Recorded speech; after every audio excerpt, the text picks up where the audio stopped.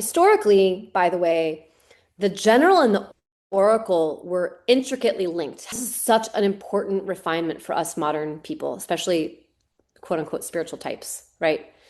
Because we often think of like military life and war strategy and politics and that stuff siloed over here. And we think of like religion and arts and humanities and woo stuff and spirituality siloed over here, and we keep them separate. But in traditional cultures, they're together. They're together because how do you know where you belong?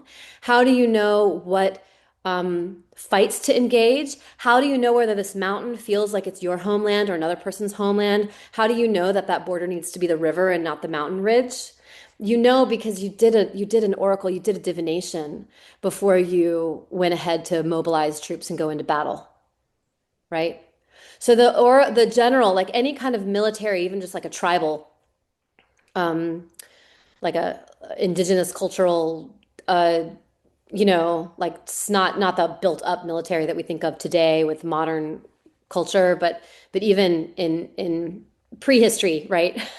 If there were ever border disputes, it's that kind of thing, in traditional societies, you would never be sending in um, like warriors if you didn't have a good auspice or a good divination to back it.